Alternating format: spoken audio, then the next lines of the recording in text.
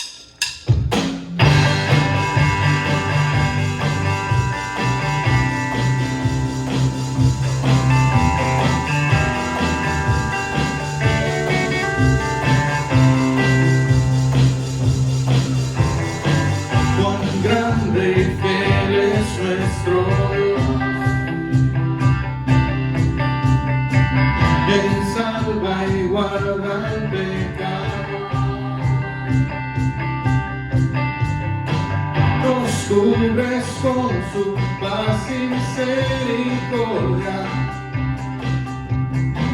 y nada nos separará.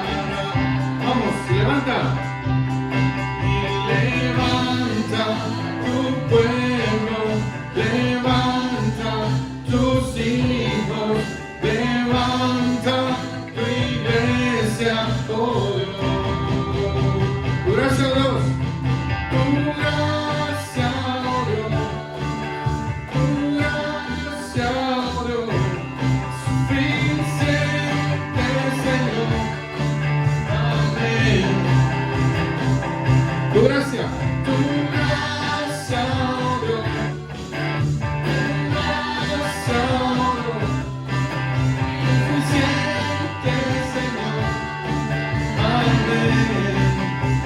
Cuán grande y justo es tu amor, Dios. Cuán grande y justo tu amor, Dios. Que justifica el pecado. Nos guías con tu voz de salvación. Tu pueblo te alaba y levanta tu pueblo, levanta tus hijos, levanta tu iglesia, oh Dios. Tu gracia, oh Dios, tu gracia, oh Dios. Suficiente, Señor. Amén. Vamos a que no eres solo, tu gracia, Señor. Gracias, oh Dios. Tu gracia, oh Dios. Suficiente, Señor. Amén. Solo al que debajo. Tu gracia, oh Dios. Tu gracia, oh Dios. Es suficiente, Señor. Amén. Y recuerda todos juntos. Y recuerda tus hijos, recuerda tus promesas, recuerda tu iglesia, oh Dios. Tu gracia, oh Dios, todos. Tu gracia, oh Dios. Tu gracia, oh Dios.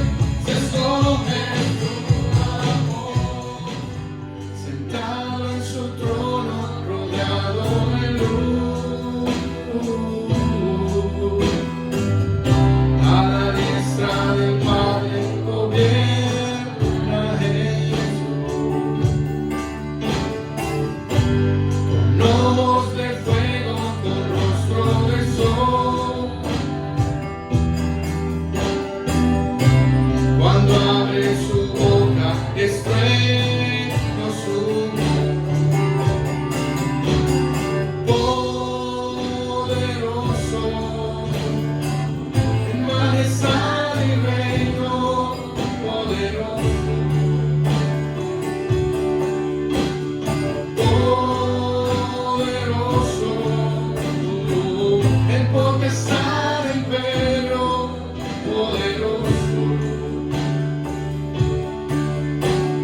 poderoso,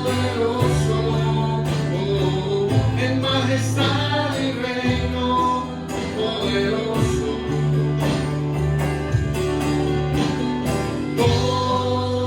poderoso, en potestad y reino poderoso. Un gran arco iris, un gran arco iris corona su ser. Él es el cordero que pudo vencer.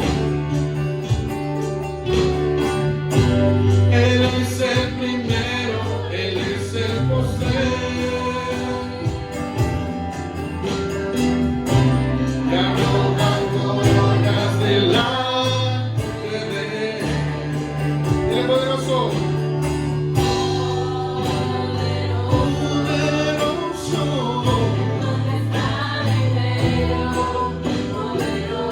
Vamos, fuerte, dile al Señor poderoso.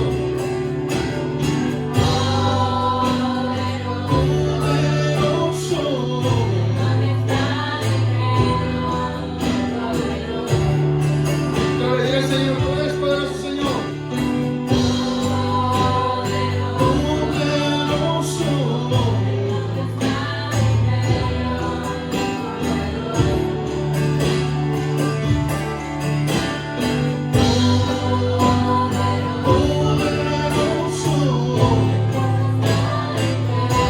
Final.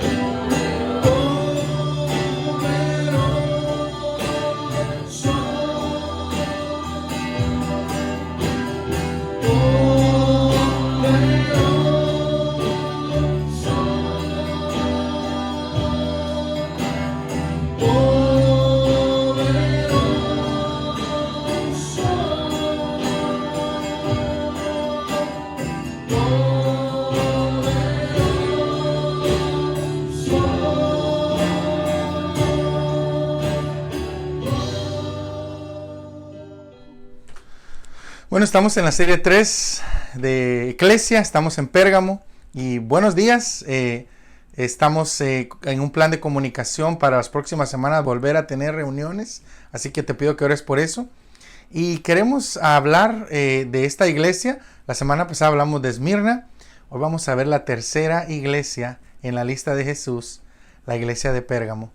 En estos tiempos de tratar de tomar decisiones correctas respecto a la iglesia, o qué mensaje dar, o qué se debería enseñar, ¿sabes? Sería fantástico escuchar a Jesús sobre nuestra iglesia. ¿Está Jesús contento con nosotros? ¿Está frustrado? ¿Estamos haciendo todo lo que tenemos que hacer? ¿Somos las personas que Él quiere que hagamos? Eso es exactamente el mensaje de las 7 iglesias aquí en Apocalipsis. Jesús envía 7 cartas a 7 pastores de 7 iglesias para ser entregados por el apóstol Juan. Nosotros tenemos una oportunidad tan increíble de escuchar a Jesús hoy y por eso estamos estudiando las 7 iglesias de Apocalipsis. Hoy vamos a hablar de la iglesia de Pérgamo. Pérgamo estaba a 60 millas al norte de Esmirna y 15 millas tierra adentro a lo largo del mar Egeo.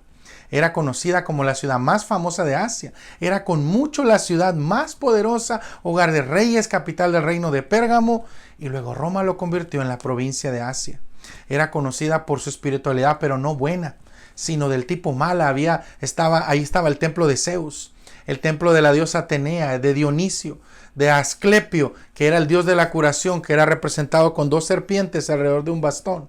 El dios egipcio Serapis, santuarios para dioses griegos Demeter y Hera, y estaba el templo del culto imperial a Roma, porque ellos habían empezado su propia religión para adorar a los mismos Césares. Esta era una ciudad donde los hombres eran adorados como dioses. Un gobernante una vez dijo: yo soy el rey y el salvador, y su hijo dijo: yo soy el salvador y el Dios. Estos deseos eran un deseo satánico que se asemeja a la historia de Lucifer en Isaías 14. En la película de los 300, el rey persa pensaba que él era Dios. Pérgamo era un lugar increíblemente malvado y sin embargo Dios tenía un remanente de creyentes ahí. Hoy vamos a aprender Apocalipsis 2, 12 al 17. Y vamos a leer ahí, dice: y escribe el ángel a la iglesia de Pérgamo: El que tiene la espada aguda de 2 filos dice esto: yo conozco tus obras y dónde vives, donde está el trono de Satanás, pero retienes mi nombre y no has negado mi fe. Ni aun en los días de Antipas, que fue mi testigo fiel, fue muerto entre vosotros, donde mora Satanás. Pero tengo unas pocas cosas contra ti, que tienes a ellos que retienen la doctrina de Balaam, que enseñaba a Balac a poner tropiezo ante los hijos de Israel, a comer cosas sacrificadas a los ídolos y a cometer fornicación. También tienes a los que retienen la doctrina de los nicolaitas, la que yo aborrezco. Por tanto, arrepiéntete, pues si no, vendré a ti pronto y pelearé contra ellos con la espada de mi boca. El que tiene oído, oiga lo que el Espíritu dice a las iglesias. Al que venciere daré a comer del maná escondido, y le daré una piedrecita blanca, y en la piedrecita un nombre escrito, el cual ninguno conoce, sino aquel que lo recibe. Con todas las imágenes y referencias a lo que tal vez no estamos familiarizados, puede hacernos pasar por alto el significado si nosotros a menudo no profundizamos para entender más. Y estoy emocionado de aprender junto contigo estos 7 versículos hoy e intentar desglosar lo que Jesús le estaba diciendo a esta iglesia. Luego tratar de aplicarlo a nuestra iglesia para abordar este pasaje. Y sabes, hoy vamos a usar 3 lentes principales que nos van a ayudar a discernir, a entender. Primero, el lente de las imágenes, de lo simbólico. ¿Cómo se aplica esto al contexto general de lo que está diciendo? Segundo lente, al contexto de la historia. ¿A qué apuntan estas referencias históricas que estamos aprendiendo en el libro Apocalipsis? Y el tercer lente, el lente de la espiritualidad. ¿Cómo se aplica esto a nuestras vidas y también a nuestra iglesia? Cada mensaje que se habla, sabes, siempre debe de enfocarse en Jesús, debe predicar y debe volver a Jesús. Y esto no es diferente. Este es el mensaje acerca de Jesús. Y quiero hoy ver 5 aspectos brevemente específicos que hablan de nuestro Rey Jesús. Y en primer lugar, el primer aspecto es: Jesús es todopoderoso. Y en el versículo 12, si tú quieres ir conmigo a tu Biblia, vayamos a la Biblia ahí, Apocalipsis capítulo 2. Y versículo 12, busca tu Biblia para que tú puedas participar y aprender y no solamente seas un espectador.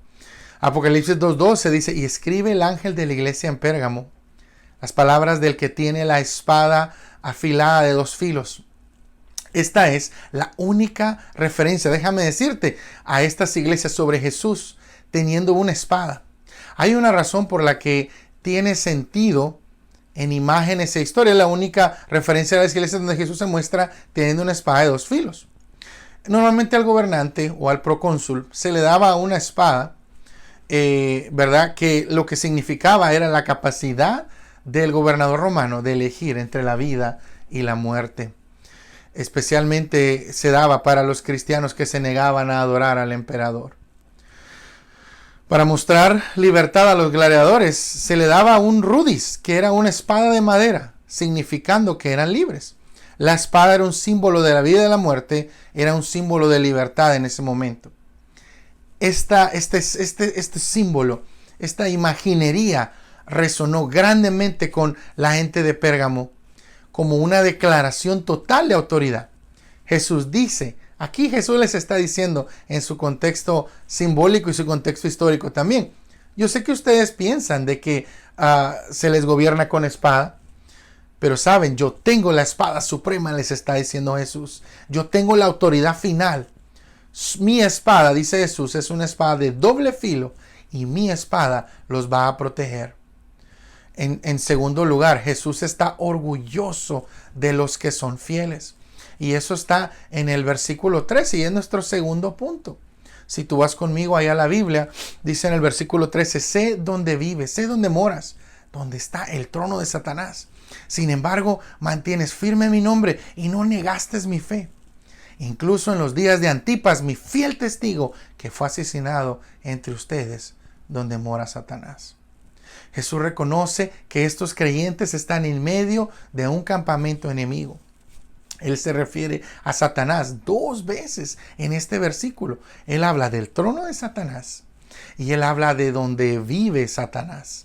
El trono de Satanás se refiere a donde estaba el trono de Zeus hoy en día. Eso le llamaban el trono de Satanás. ¿Sabes? Este trono se encuentra hoy en día en el Museo de Historia de Berlín, en Alemania.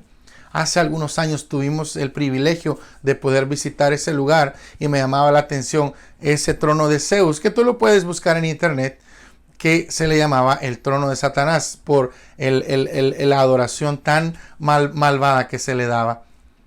A veces pensamos de esa manera, donde vive el diablo, donde vive Satanás, en ciudades malas como Las Vegas o Nueva Orleans, o algún otro lugar malvado donde nada importa y todo es permitido. Pero sabes, yo quiero decirte, él dice que hay creyentes. Jesús está diciendo, aún en esos lugares tan malvados, hay creyentes que esperan en su nombre y no han negado su fe. Oh, Jesús elogia a estos creyentes increíblemente fuertes y fieles que no vacilan ante la persecución y las pruebas. Hubo gobernantes romanos que exigieron a los cristianos, déjame decirte, que juraran lealtad a su nombre y se refirieran a sí mismos, o sea, hacia el gobernante, como Dios. Los cristianos rechazaron totalmente esto y por lo tanto se aferraron al nombre de Jesús y Jesús estaba muy orgulloso de ellos. Antipas menciona en este versículo que leímos, fue probablemente el pastor de la iglesia de Pérgamo y él continuó predicando el evangelio de Jesús y él enseñaba a las personas a dejar de adorar, a quitarse la idolatría y a dejar de adorar ídolos y a dejar de vivir en pecado. Pero sabes, los sacerdotes paganos de esta ciudad estaban tan indignados que se pusieron de acuerdo y lo asesinaron. Lo asaron vivo en un toro de bronce. Y esta tortura se llamaba el toro de Falaris, por el que la inventó. Este gran hombre murió en uno de los ídolos contra los que se opuso. Y de lo que hacía es que era un toro de bronce que tenía un orificio y metían allá a la persona, cerraban el toro y prendían fuego abajo y literalmente la persona era cocinada mientras gritaba y horriblemente. Esa fue la muerte que tuvo este pastor de la iglesia. Por eso Jesús le llama un testigo fiel. Jesús dice que él era el testigo fiel. Y sabes, un título tan grande como el que se da a Jesús mismo en Apocalipsis capítulo 1 y versículo 3. Jesús fue el testigo fiel de Dios. Antipas fue el fiel testigo de Jesús. Jesús protege a la iglesia de bajar los estándares. Y ese es nuestro tercer punto. Jesús protege a la iglesia de bajar sus estándares. Y versículos 14 al 16. El versículo dice, pero tengo algunas cosas contra ti. Algunos que sostienen la enseñanza de Balaam, quien le enseñó a Balac a poner obstáculo delante de los hijos de Israel para que pudieran comer alimentos sacrificados a los ídolos y practicar inmoralidad sexual. El versículo 15 dice, así también tú tienes algunos que tienen la enseñanza de los nicolaitas, que hemos hablado de ellos en otra ocasión. Por lo tanto, 16 dice, arrepiéntete. Jesús dice, arrepiéntete. Aquí vemos a un Jesús, amado hermano, nuevamente animando a los creyentes a que se aferran a su nombre y defendiéndolos. Pero también vemos a un Jesús que reprende a los que están llenos de religiosidad en esta iglesia. Él menciona dos influencias diferentes y referencias históricas, Balaam y Balac. Figuras e historias que provienen de Números capítulos 22 y 25. Balaam parecía que estaba del lado de Dios. Este profeta aparentemente era una persona de Dios, pero en cambio estaba lleno de codicia y a pesar de lo que Dios le dijo que no hiciera, él consiguió que mujeres moabitas invitaran a hombres israelitas a festivales paganos. Y luego estas mujeres los sedujeron para tener relaciones inmorales con ellos. Los israelitas fueron seducidos por esta cultura pecaminosa y por eso fueron llevados a la muerte. Y eso es lo que hizo este gran hombre. Y Jesús lo usa como ejemplo. De la misma manera, muchos en Pérgamo, en esta ciudad de tanto pecado, participaban en festivales paganos. Participaban en sacrificios a César. Porque, sabes, era bueno para los negocios. Les dejaba dinero. siguieron más la aprobación de otros que la de Jesús. Pero déjame decirte, amado hermano, habían algunos que se mantenían fieles. También en este versículo menciona nuevamente a los nicolaitas. Los menciona en la iglesia de Éfeso. Pero en la iglesia de Éfeso, él elogia a la iglesia porque ellos no permitieron que la influencia de los nicolaitas se metiera ahí. Aquí, en este caso, Jesús los reprende. Él está reprendiendo a la iglesia de Pérgamo porque esta iglesia estaba permitiendo este tipo de enseñanza, este tipo de influencia en toda la iglesia. Los nicolaitas habían entrado en la iglesia y ellos su mensaje principalmente era que podía vivirse de una forma inmoral y que también podías comer alimentos sacrificados a los ídolos y que eso estaba bien. Y ese era su mensaje principal, entre otras cosas. El libro de Judas en el capítulo 1 y versículo 4 nos habla de estos hombres. Y Dios inspira ahí en su palabra y nos dice en Judas capítulo 1 versículo 4 si lo quieres buscar. Porque algunos hombres han entrado encubiertamente, dice la Escritura, de los que antes habían sido destinados para esta condenación. Hombres impíos que se convirtieron en libertinaje la gracia de Dios y niegan a Dios, el único soberano, y a nuestro Señor Jesucristo. Aquí Judas está hablando de este grupo. Y sabes, ahora hoy en día hay muchas personas que viven de esa forma. Quieren estar conectados a la iglesia, pero no comprometidos con Jesús. Quieren asistir el domingo, pero después vivir vidas desordenadas cada semana.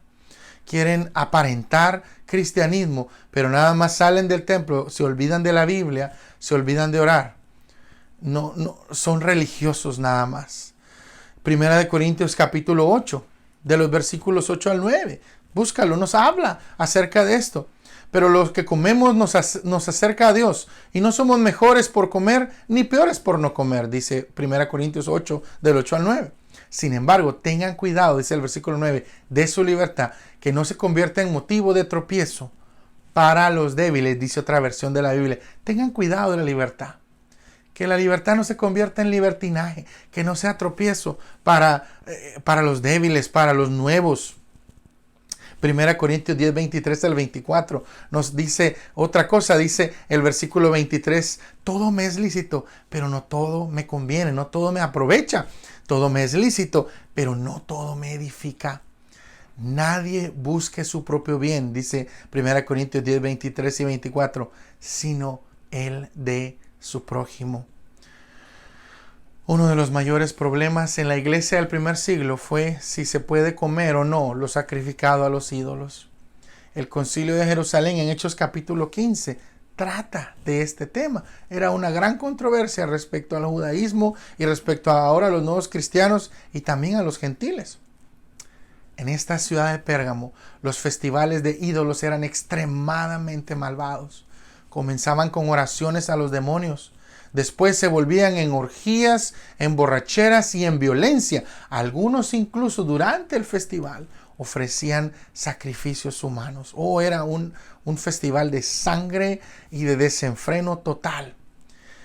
En la tradición cristiana, cuando decimos esto, se refiere a que tradicionalmente se dice que el amigo y aprendiz de Pablo, nuestro hermano llamado Timoteo, murió tratando de detener a una de estas turbas en uno de estos festivales grotescos y terminó siendo golpeado hasta la muerte. Los romanos no hicieron nada para detener estos festivales violentos y más bien ellos se ocuparon de hacer que gente muriera y que el morir fuera un entretenimiento común. Miles de personas fueron asesinadas por diversión en Pérgamo y en todas las provincias de la ocupación romana. Tú sabes, el circo romano y muchas otras formas de tortura que hacía el imperio romano las usaban para diversión, principalmente en cristianos. Jesús aquí está llamando a las personas de elegir a quién iban a servir. Suena como Josué, ¿verdad? En cuanto a mí y mi casa, serviremos al Señor. Déjame decirte, muchas veces decimos este versículo. En esta carta, aquí en Pérgamo, esto realmente significaba tu vida. El que tú dijeras, yo y mi casa serviremos a Jehová, significaba la vida y la muerte para algunas personas. Alrededor de 100 a 150,000 creyentes en Jesús son martirizados y muertos cada año en nuestro tiempo. ¿Te imaginas cómo era la vida en Pérgamo? ¿Te imaginas cómo era la vida en esa ciudad de desenfreno y de fastuosidad y de templos y de adoración pagana? Pero aún ahí había creyentes verdaderos. La iglesia a veces, amado hermano, se ha vuelto tan religiosa y llena de gente que quiere ser vista como cristianos, pero no están dispuestos a hacer sacrificios y elecciones que los identifiquen como verdaderos seguidores de Jesús. Jesús dice, arrepiéntete. La respuesta de Jesús es arrepiéntete. Y sabes, suena como una gran parte de la iglesia americana hoy en día, no solamente americana, pero también hispana en Estados Unidos. Venimos a este país a veces como cristianos, a veces sin conocer a Jesús, pero el Dios dólar nos vuelve locos. El autor Paul Ellis en su libro Cartas de Jesús nos habla dos puertas para ver este fenómeno de la pérdida de fe. Primero está la puerta de la ley, llena de reglas y regulaciones, donde para ser bendecido debes seguir las reglas y su aceptación se basa en tu capacidad de mantenerte aparentando y mantenerte aparentemente obedeciendo. Cuando tú vives bajo la ley, te vuelves tan crítico que con los demás que no sabes si están cumpliendo las reglas o no, y tú ni siquiera las estás cumpliendo. También la puerta del libertinaje, opuesto al fariseísmo. Dice, no hay reglas, no hay leyes, no hay preocupaciones. Pero esto es engañoso. Esto promete libertad, pero te lleva a la esclavitud y al final a la muerte. El pecado siempre lleva a la muerte y las consecuencias. Los dos extremos son malos. La puerta del fariseísmo y la puerta del libertinaje son extremos que tú debes de evitar. Una puerta pone etiqueta de precio a la gracia gratuita de Dios, el fariseísmo. La otra puerta elimina la etiqueta del precio del pecado. Piénsalo. Los cristianos han luchado con estas dos puertas desde el primer siglo. Tenemos que confiar en la única puerta que realmente importa. En Juan capítulo 10, versículo 9, dice, yo soy la puerta, hablando Jesús. Si alguien entra a través de mí, se salvará, entrará y él va a encontrar pastos delicados donde descansar. Sabes, Jesús es la puerta viviente. Él reprende a ambos grupos, los fariseos y los liberales. Él les llama la atención en esta carta y Él nos llama la atención a nosotros hoy si vivimos en uno de esos extremos, juzgando a todo el mundo o pensando que podemos hacer lo que queramos. Debemos vivir por la gracia y la verdad. La gracia que nos es dada y nos perdona de cada pecado, ahora y para siempre. Y la verdad que nos hace vivir de una manera que honra a Cristo. No porque nuestra eternidad dependa de eso.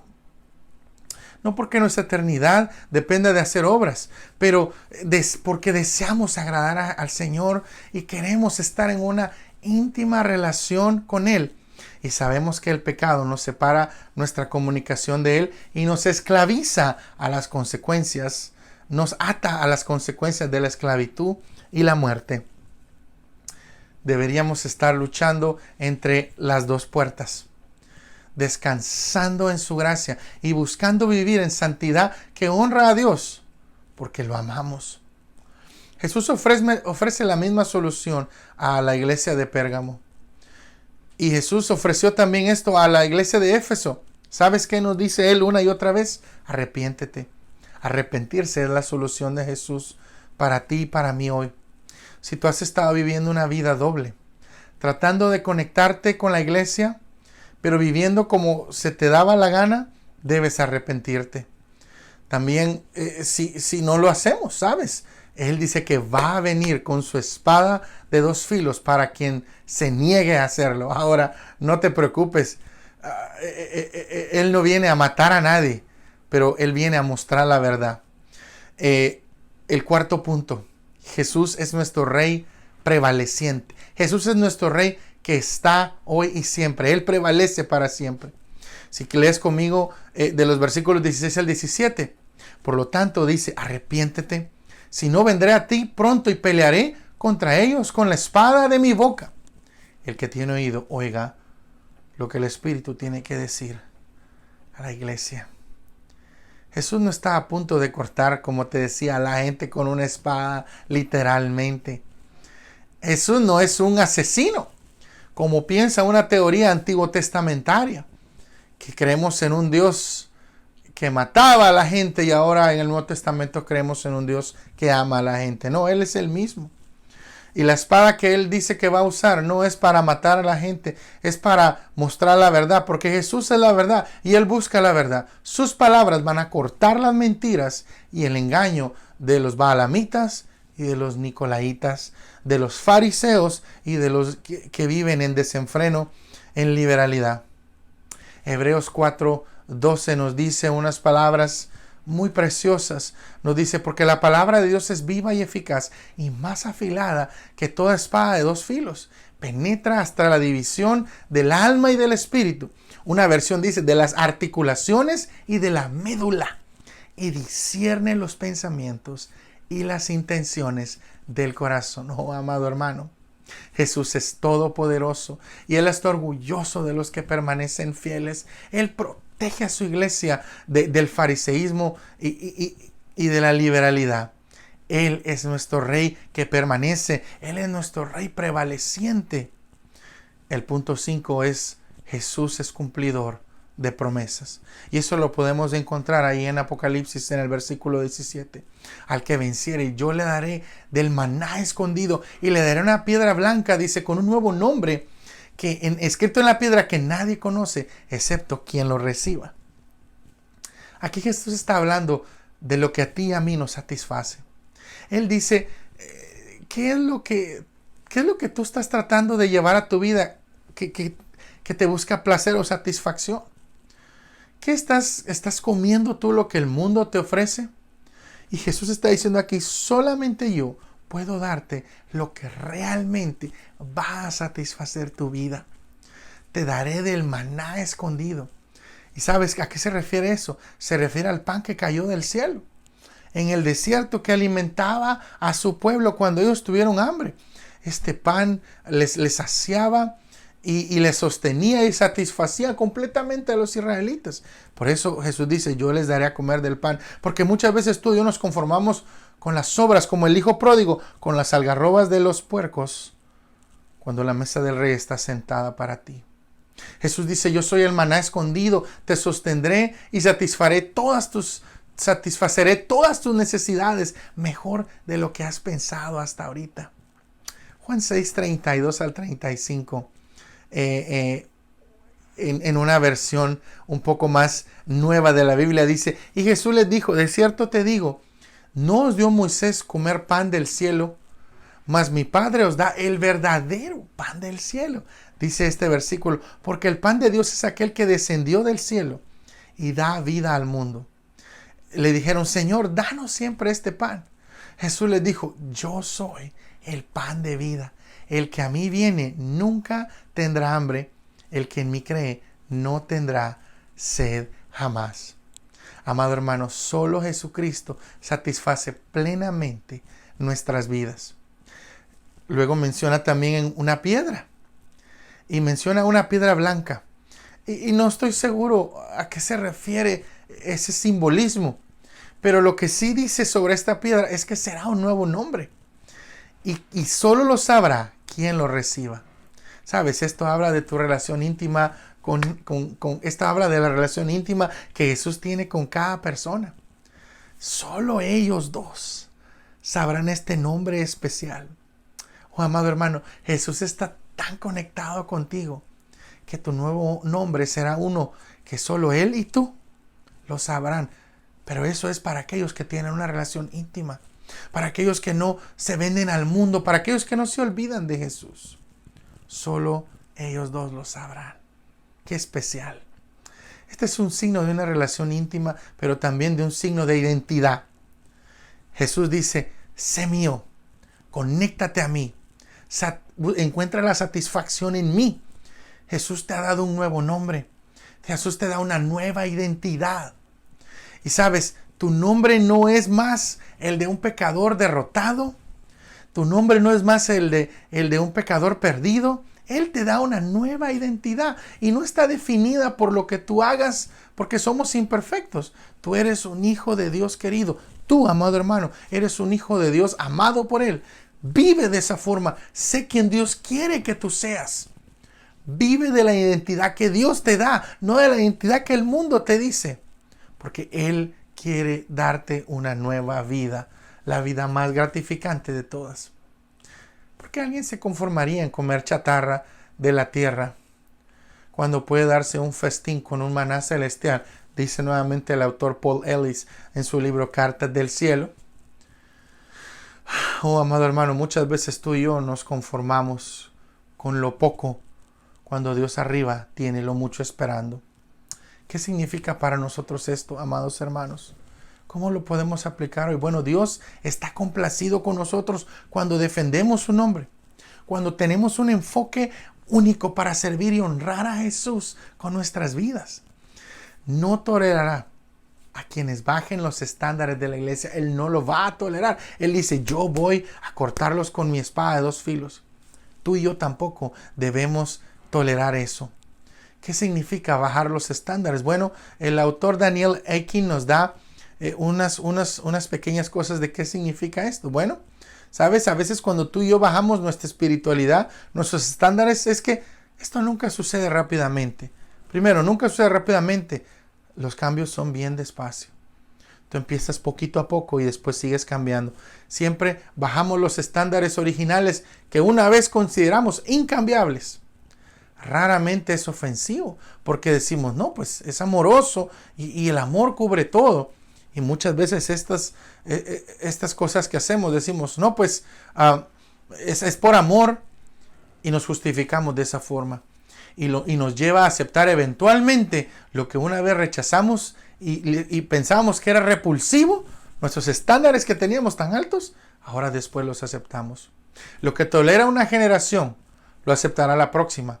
Y que lo que la próxima generación acepte, la próxima generación lo va a celebrar. Si te encuentras esta mañana viviendo una vida doble, haz lo que Jesús te dice que tienes que hacer. Arrepentimiento. Reconoce delante de Dios que estás viviendo en pecado.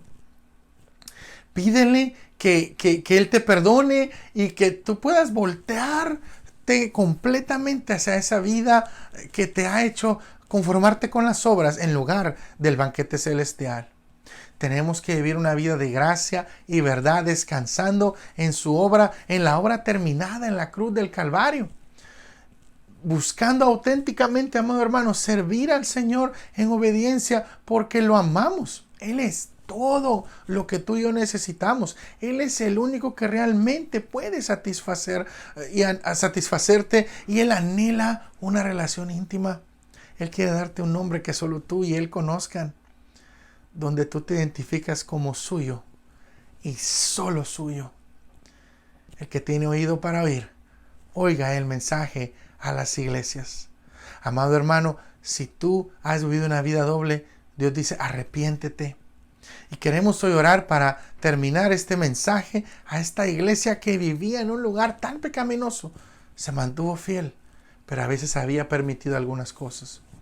Tal vez tú has sido fiel, pero has permitido cosas en tu vida, cosas en doble sentido, cosas que hacen los demás y tú te vuelves permisivo. Y lo que antes considerabas como intocable, indecible para ti, hoy tú lo has aceptado. ¿Por qué no le pides perdón al Señor Jesús? ¿Por qué no pides que Él eleve tus estándares nuevamente?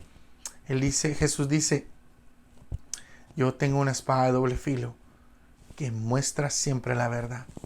Así que, amado hermano, la verdad tarde o temprano sale a luz. No pienses que lo que has hecho a escondidas no va a saberse. Tenemos que arrepentirnos, tenemos que pedirle perdón, pedir su misericordia, dejar todo eso y buscar esa identidad no en lo que nos da el mundo, sino en Jesús. ¿Por qué no cierras tus ojos ahí donde estás y vamos a orar? Jesús, Padre, te damos gracias por tu palabra. Gracias por este mensaje que le das a esta iglesia de Pérgamo que es tan adecuado a nosotros hoy en día. Perdona nuestros pecados, Señor. Límpianos de toda maldad. Haznos nuevas criaturas. En el nombre de Jesús te lo pedimos y te lo agradecemos todo. Amén. Amado hermano, yo te agradezco por estar con nosotros. Yo quiero invitarte a que tú te suscribas a nuestro canal en YouTube y en Facebook. Eso nos ayuda a expandir el mensaje de salvación por todo el mundo y a que compartas este video con otras personas, con amigos que tal vez necesitan el mensaje de salvación. Dios les bendiga. Ya no llegaba yo. Ponle pausa a la...